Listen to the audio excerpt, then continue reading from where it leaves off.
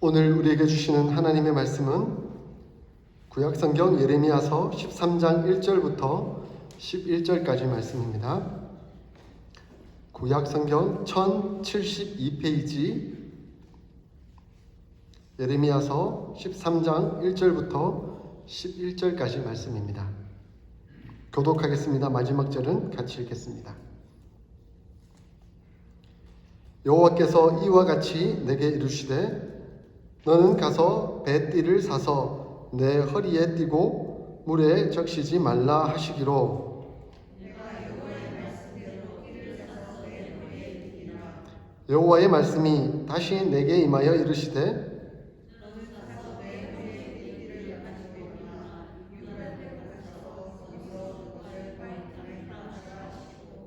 내가 여호와께서 내게 명령하신 대로 가서 그것을 유브라데 물가에 감추니라.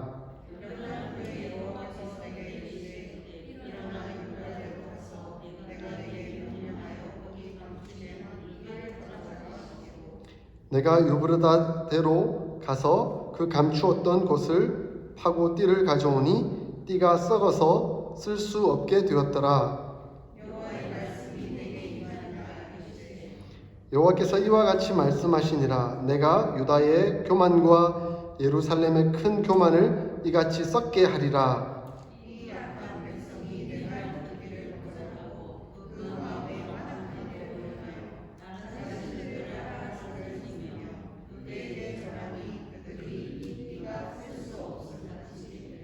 함께 읽겠습니다. 여호와의 말씀이니라. 띠가 사람의 허리에 속함같이 내가 이스라엘 온 집과 유다 온 집으로 내게 속하게 하여 그들로 내 백성이 되게 하며 내 이름과 명예와 영광이 되게 하려 하였으나 그들이 듣지 아니하였느니라. 아멘.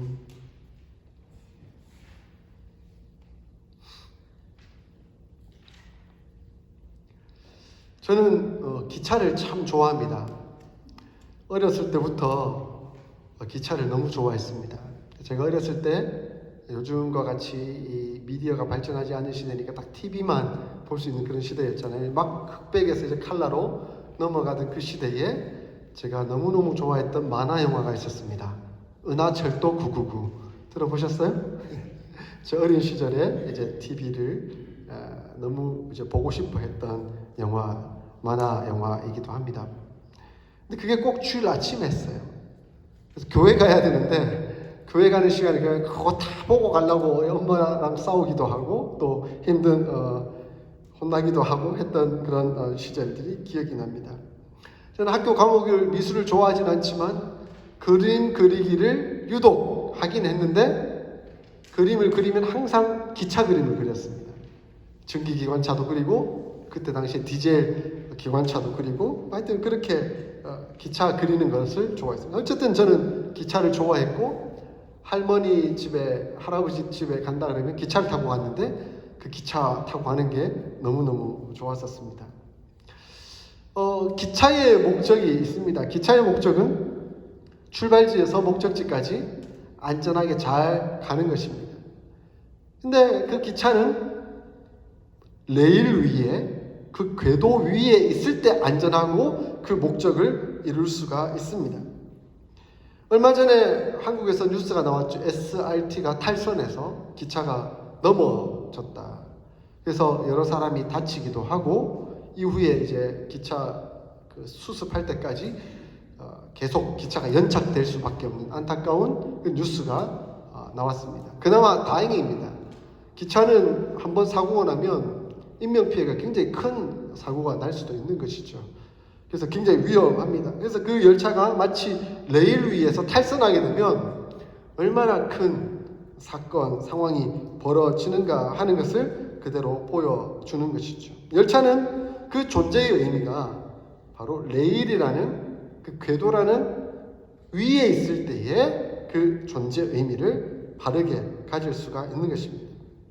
기차가 목적을 상실하는 것, 그것은 이 궤도를 이탈하는 것과 같죠. 우리에게도 마찬가지입니다. 우리에게 목적을 상실하는 것은 기차가 궤도를 이탈하는 것과 같습니다.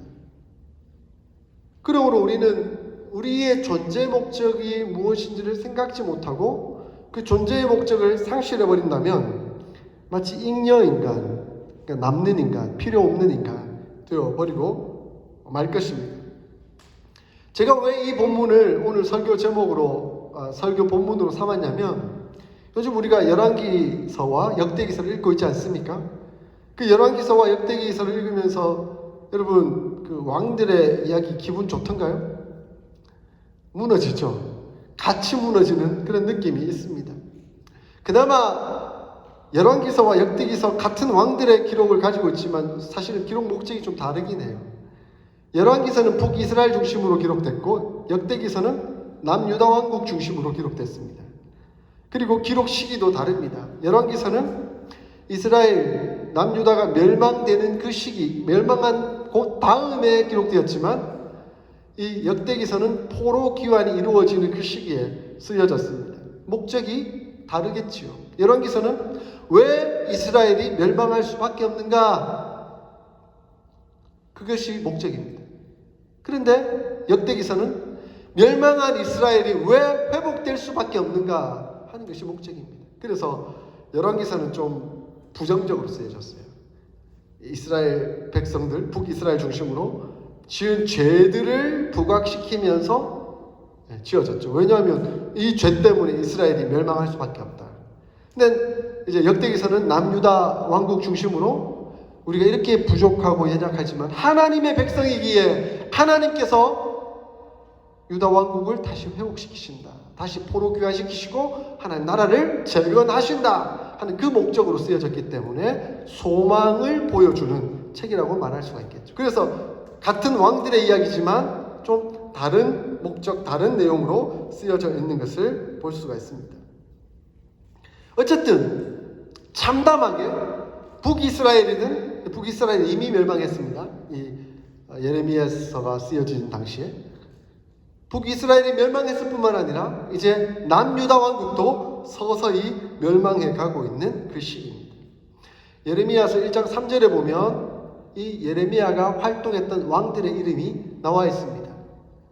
3절에 보니까 요시야의 아들 유다의 왕 여호야김 시대로부터 요시야의 아들 유다의 왕 시드기야의 시대까지라고 말씀하고 있습니다. 근데 시드기야가 남유다 왕국의 마지막 왕이거든요. 마지막 왕으로 남유다 왕국이 멸망하고 포로로 잡혀갔습니다. 그러니까 이 예레미야가 활동하던 시기는 그야말로 남유다 왕국이 이제 완전히 멸망해가는 그런 안타까운 시기였던 것이죠. 자, 이 멸망하던 3대 왕 여호야긴, 시드기야 시대를 활동하던 이 예레미야의 심정은 어땠을 것 같습니까? 하염없이 눈물만 흘렀을 겁니다. 왜냐하면 자기 나라가 망해가는 꼴을 그대로 보고 있으니까요. 그래서 예레미야 애가를 한번 보세요. 내가 한없이 눈물을 흘리니 계속 눈물 이야기를 하고 있어요. 그래서 이 예레미야 선지자의 별명이 눈물의 선지자입니다. 눈물의 선지자. 엘리야는 불의 선지자죠. 근데 이 예레미야 선지자는 눈물의 선지자입니다. 이 남유다 왕국이 멸망해 가는 그 시기 속에, 그 상황 속에서 이 예레미야는 너무너무 가슴이 아팠습니다. 하나님께서 예레미야 선지자에게 왜 남유다 왕국이 멸망할 수밖에 없는가 하는 것을 지금 예를 통해서 보여주고 있습니다. 1절에 보십시오. 여호와께서 이와 같이 내게 이르시되 너는 가서 뱃띠를 사서 내 허리에 띠고 물에 적시지 말라라고 말씀하셨습니다. 뱃띠는 오늘날로 따지면 허리띠라고 말할 수가 있겠죠.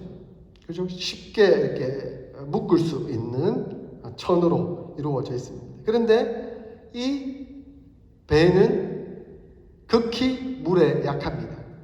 그래서 하나님께서 물에 적시지 말라고 처음에 명령하시죠. 왜 물에 적시지 말라고 하셨습니까? 배는 물에 약하니까 물에 적셔지면 곧 썩고 말 것이기 때문에 그렇습니다. 그러므로 허리띠로 빨리 잘 매라. 그런데 당시 이스라엘 백성들이 입고 있던 옷을 생각해 보십시오. 오늘날 우리는 뭐 이렇게 정장 차림으로 여러분들 옷 그 위에 상의도 있고 하의도 있고 그다음 허리띠도 딱 매고 이러면서 옷이 안정적으로 되어 있지만 당시에는 옷이 기술이 발달되지 않았잖아요. 그리고 이 유다 지역은 광야 지역이기 때문에 낮에는 덥고 밤에는 춥고, 예, 그러다 보니 그들 옷 자체는 약간 통옷이었죠. 이렇게 하나의 큰 천으로 목만 뚫려서 얼굴을 덮고 있는 그런 옷이었죠.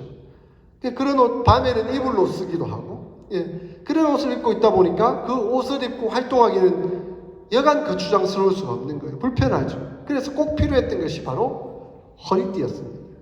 배띠였던 거죠.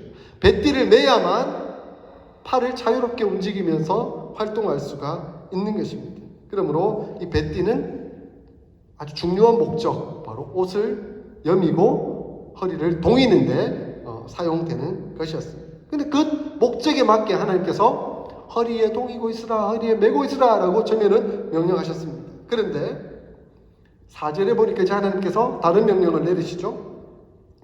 너는 사서 내 허리에 띤 띠를 가지고 일어나 유브라데로 가서 거기서 그것을 바위 틈에 감추라 라고 명령하셨습니다. 유브라데는 강이죠. 습한 곳입니다. 이 배가 썩기 쉬운 것이죠. 근데 그 바위 틈에 감추래요. 자, 예레미야는 하나님의 명령이니까 순종해서 가서 감춥니다. 자, 며칠 뒤에 다시 찾으라고 명령하셨습니다. 어떻게 됐을까요? 다 썩었죠. 다 썩었죠. 자, 이 배띠의 목적은 건조하게 보관하고 허리에 묶는 것이 목적입니다. 그런데 그 허리에 묶는 목적을 상실한 채 물 가까이 갖다 두면 다 썩어버리고 만나는 것을 하나님께서 예를 통해서 보여주고 계시는 것입니다. 하나님은 예레미야와 이스라엘 백성에게 이 배띠의 예화를 통해서 가르치고 싶으신 것이 있으셨던 것입니다. 목적을 상실하면 어떻게 되는가? 목적을 상실하면 어떻게 되는가 하는 것을 하나님께서는 말씀하고 싶으셨던 것입니다. 이 배띠의 예화를 이 예레미야가 보면서 우리 이스라엘, 이 유다 왕국의 목적이 무엇이었을까라는 것을 생각했을 것입니다. 하나님께서 세상을 창조하시고 인류에게 분명한 목적을 주셨습니다. 하나님과 교제하고 세상을 다스려 나가는 것, 그것이 하나님께서 분명하신 목적으로 주신 것입니다. 그런데 이 아담과 하와가 교만해져서 하나님처럼 되려고 했다가 타락하고 맙니다. 타락했을 때도 하나님은 아브라함을 통해서 이스라엘 민족을 이루시고 하나님의 나라가 여전히 이루어져 가도록 하는 목적을 분명히 가지셨습니다. 비록 애굽에 갇혀서 400년 동안 온갖 고생을 하긴 했지만 하나님 출애굽시키셔서 다시금 가나안 땅에 돌아오도록 하여 하나님 나라를 분명히 이루도록 말씀하셨습니다. 그래서 모세에게 내가 너희에게 주는 목적이 무엇인가 하는 것을 분명히 말씀하셨습니다. 그래서 출애굽기 19장 5절 6절을 보니까 세계가 다 내게 속하였나니 너희가 내 말을 잘 듣고 내 언약을 지키면 너희는 모든 민족 중에서 내 소유가 되겠고 너희가 내게 대하여 제사장 나라가 되며 거룩한 백성이 되리라. 너는 이 말을 이스라엘 자손에게 전할지니라 라고 말씀하셨습니다. 그러니까 내가 너희들을 선택하여 출애굽하여 가나안 땅에 다시 정착하여 하나님 나라를 이루게 하는 것은 너희가 내 백성이라는 것을 명확하게 알게 할 뿐만 아니라 너희는 제사장 나라가 되는 하나님과 저 이방 민족, 죽어가는 민족들의 제사장 역할을 하는 그 나라가 되며 거룩한 백성이 되는 것. 그것이 분명한 목적이라는 것을 가르쳐 주셨습니다. 자, 이것은 곧 배띠가 자신의 목적을 상실했을 때 곧 썩어질 수밖에 없다는 것을 하나님께서 말씀하시고자 하는 목적을 그대로 이 예레미야가 생각했던 것입니다. 이스라엘 민족이 지금 교만이라는 죄에 빠지고 말았습니다. 아담과 하와가 하나님처럼 되려고 했던 그 교만 때문에 타락했던 것처럼 지금 이 이스라엘 민족의 왕들이 교만하여져서 하나님을 왕으로 인정하지 드리지 않고 자기가 왕이 되어 마음껏 행하려고 하는 그 일들이 이루어지게 되었다는 것입니다. 하나님의 뜻이 무엇인지 다 저버리고 자기 뜻, 자기 생각, 자기 판단에 옳은 대로, 마음대로 행동하는 모습들이 나타나게 되었다는 것이죠. 그래서 10절에 하나님 뭐라고 말씀하십니까? 이 악한 백성이 내 말 듣기를 거절하고 그 마음에 완악한 대로 행하며 다른 신들을 따라 그를 섬기며 그에게 절하니 그들이 이 띠가 쓸 수 없음 같이 되니라. 목적이 상실됐다는 거예요. 그들 목적이 상실되게 되었다라고 하나님은 말씀합니다. 그래서 그들은 자기 하고 싶은 대로 하다 보니까 이방 신들도 끌어들여서 섬기게 되는 안타까운 결과가 나오게 된 것입니다. 여러분, 북이스라엘과 남유다 왕국이 멸망해가는 과정 속에서 어떻게 이방 신들이 하나님만 유일하게 섬기는 이 이스라엘에게 그대로 묻혀져 왔는지 하는 것 여실히 보고 있지 않습니까? 그 대표적인 왕이 제가 지난주에도 말씀드렸지만 북이스라엘의 대표적인 왕, 악한 왕의 대명사 여로보암, 자기 권력, 자기 명예 지키려고 예루살렘 방문 못하게 하려다 보니까 엉뚱한 데다가 신당을 만들어다 거기 금송아지 만들고 이게 여호와 하나님이다. 이젠 예루살렘에 갈 필요 없고 여기서 너희가 제사를 지내면 된다라고 우상 숭배하게 만드는 안타까운 결과가 일어났죠. 자, 그런데 남유다 왕국은 그나마 하나님, 그러니까 이 아브람과 다윗의 자손의 계보를 따라서 왕들이 그대로 진행이 되고 있었었죠. 그런데 남유다 왕국도 결국 멸망하게 되는 결정적인 과정이 있었습니다. 거기에 빠질 수 없는 이름이죠. 북이스라엘의 왕, 그 유명한 아합 왕. 아합 왕 시절에 남유다 왕국은 여호사밧이 왕이었습니다. 그런데 이 북이스라엘의 아합 왕과 남유다 왕국의 여호사밧 왕이 정략 결혼을 시킵니다. 그러니까 북이스라엘의 아합 왕과 그의 아내인 이세벨, 악한 그죠? 왕비 이세벨의 딸이 있었는데 그 딸의 이름이 아달랴였습니다. 이 아달랴와 여호사밧의 아들인 여호람 왕이 정략적으로 결혼합니다. 그래서 그때는 남북 이스라엘이 힘을 합해가지고 같이 전쟁도 하고 막 정략적으로 잘 지내는 것처럼 보였지만 결국 그 아달랴가 그 엄마가 섬겼던 그 신들을 그대로 다 가지고 옵니다. 이세벨의 못된 그 습관, 나쁜 그 이방 신들을 이 딸인 아달랴가 그대로 다 남유다 왕국으로 데리고 오죠. 그래서 이 여호람과 이 아달랴가 결혼을 해서 그 자식 아하시아를 낳게 되었는데 그 아들 아하시아가 왕이 되었을 때 이 아달랴가 아들을 이용해서 통치를 하려고 애를 많이 썼죠. 결국은 이 아하시아가 죽고 나니까 아달랴가 어떻게 했습니까? 아하시아의 아들들을 다 죽여버립니다. 자기한테는 손자들이잖아요. 손자들을 다 죽여버립니다. 왜? 지가 왕이 되려. 그래서 남유다 왕국에 다윗 왕의 후손이 아닌 왕이 세워졌어요. 누굽니까? 아달랴라는 엄청난 여왕이 세워집니다. 북이스라엘은 끊임없이 왕가가 바뀌어요. 복수가 복수를 부르고 그러면서 뭐 그들은 정통성이 없으니까 뭐 바뀌는 대로 그냥 가지만 남유다 왕국은 정통성 있잖아요. 아브라함, 다윗의 자손, 솔로몬 이후에 계속 왕들이 이어져 갔지만 지금 한순간 다윗의 씨가 다 멸망해버릴 만한, 그러면 어떻게 됩니까? 메시아도 다윗의 씨로 오기로 했는데 이건 어떻게 되는 결과가 나타나는 겁니까? 아달랴가 다 죽여버리고 그래서 자기가 여왕이 되는 결과가 나오게 됩니다. 다행히 그 아하시아의 누이 그러니까 고모죠. 고모가 여호세바가 아들 요아스를 왕자들이 죽음 당하는 그 중에 싹 빼내가지고 하나님의 섭리죠. 다윗의 계보가 끊기지 않도록 하는 하나님의 역사였던 것이죠.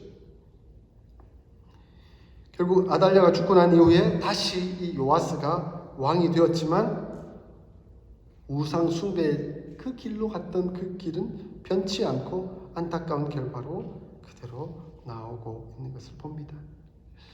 여러분, 북이스라엘이든 남유다 왕국이든 하나님 앞에서 그 목적을 상실했을 때 나라가 얼마나 쉽게 허물어져 가는지 하는 것을 그대로 보여주고 있습니다.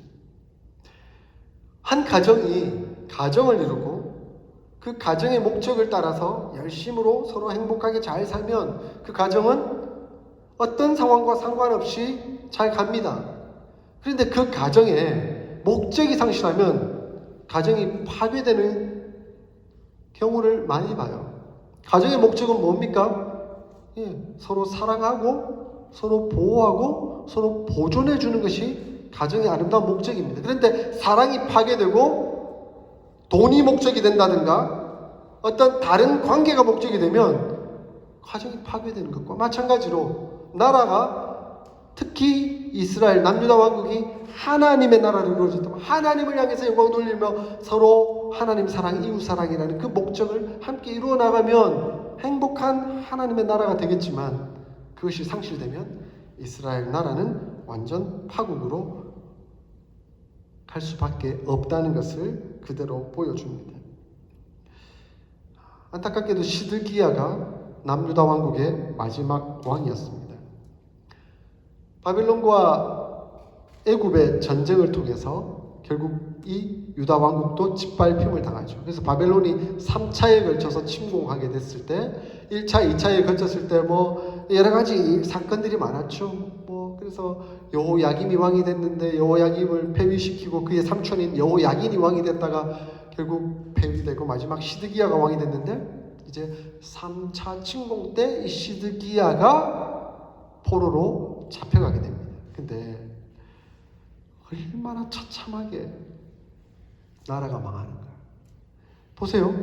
시드기야가 마지막 포로로 잡혀가기 그 장면을 보면 이는 정말 처참하고 안타깝고 그지 말할 수 없을 정도로 바벨론 왕 느부갓네살이 시드기야 보는 앞에서 자식들 다 죽여버립니다. 왕자들 다 죽여버려요. 그리고 눈을 뽑아버립니다. 그리고 잡아갑니다. 자, 시드기야 왕의 마지막 장면은 뭡니까? 눈이 뽑히기 전에 마지막으로 봤던 장면이 뭡니까? 자기 자식들이 죽는 거였어요. 그리고 눈이 뽑히니까 더 이상 보이지 않는 거예요. 그래서 시드기야 왕은 끊임없이 아무것도 보이지 않는 암흑천지에서 마지막 그 잔상, 자기 자식들이 죽는 장면만 남아있었을 겁니다. 얼마나 큰 지옥의 고통을 겪어야 했을까요? 그것이 결국 하나님 앞에서 남유다 왕국의 멸망의 모습이었습니다. 목적이 상실되고 나니까 얼마나 처참한 결과들이 일어날 수밖에 없는가 하는 것을 여실히 보여주고 있는 결과라고 말씀드릴 수가 있습니다. 사랑하는 성도 여러분, 오늘날 많은 상황, 사건들을 보게 됩니다.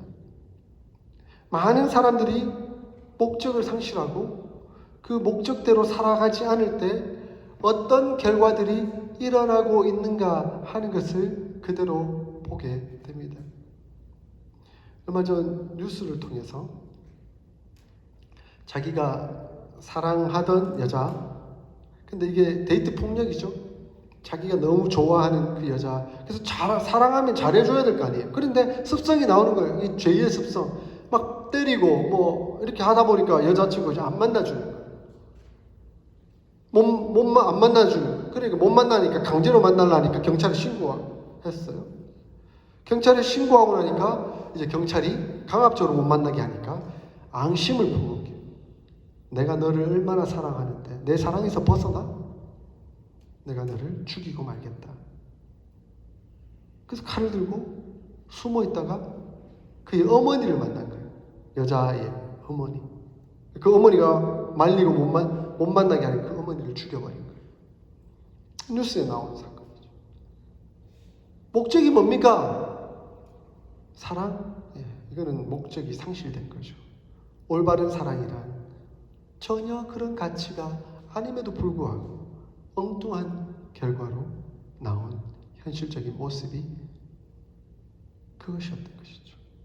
사랑하는 성도 여러분, 오늘날은 마치 목적이 상실된 시대인 것처럼 보입니다. 무엇이 목적인가? 하나님이 목적인가? 사랑이 목적인가? 아니면 돈이 목적인가? 관계가 목적인가? 수단과 방법을 가리지 않습니다. 돈이 목적이 되면 돈을 벌기 위해서 수단과 방법을 가리지 않습니다.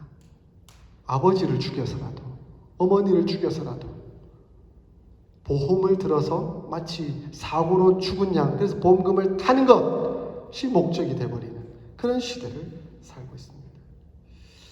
하나님은 분명히 목적이 있으셔서 우리를 창조하고 지으셨습니다. 그리고 하나님 분명히 목적이 있으셔서 타락한 우리들을 다시금 예수 그리스도로 구원받게 하시고 이 자리로 부르셨습니다. 그 목적이 뭡니까? 웨스트민스터 소교리 문답 제1문 1답의 그 목적을 분명하게 말씀하고 있습니다. 사람의 첫째 되는 목적이 무엇입니까? 사람의 첫째 되는 목적이 무엇입니까? 하나님을 영화롭게 하고 그를 영원토록 즐거워하는 것입니다. 이것이 우리의 목적입니다.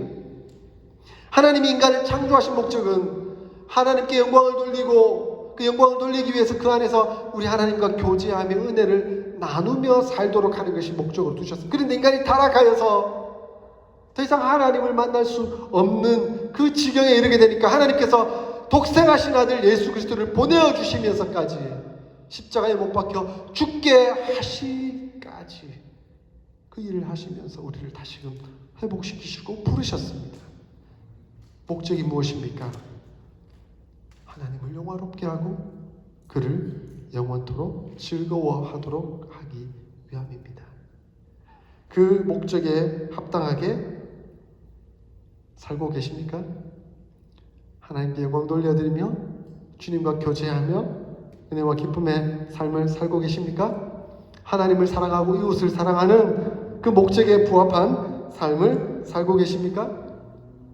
이 목적에 부합한 삶을 살아갈 때 우리는 예레미야에게 말씀하셨던 그 배띠의 목적에 맞는 삶을 살아가고 있는 것이고 열차가 레일 위에서 목적지를 향해서 안전하게 가는 그런 삶을 살아가는 것이 되는 것입니다.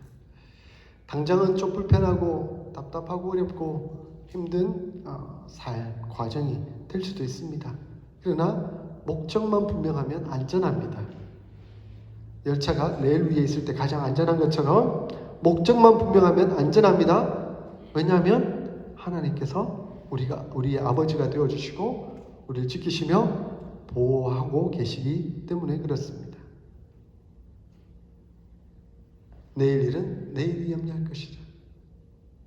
그래서 염려하지 말고 나만 믿고 나만 따라라. 예수님 말씀하셨잖아요. 그 목적을 두고 따라가면 하나님 우리의 모든 인생의 문제들을 책임져 주시고 은혜로 인도해 주실 것입니다. 세상에 수많은 목적이 이른 사람들이 많이 있어요. 방황하고 있는 사람들이 있을 겁니다. 그 사람들은 평안도 잃어버리고 사랑도 잃어버리고 돈은 있을지 몰라도 겉은 번들을 할지 몰라도 속은 굉장히 힘들어하고 고통스러워하고 있을 겁니다. 그런 사람들 주님께로 나아오도록 요청합시다. 목적을 회복하도록 도와줍시다. 우리의 목적이 뭔지를 생각하고 또 함께 바른 목적을 향해 전진해 나가는 저와 여러분 다 될 수 있기를 주의 이름으로 축원드립니다. 아멘.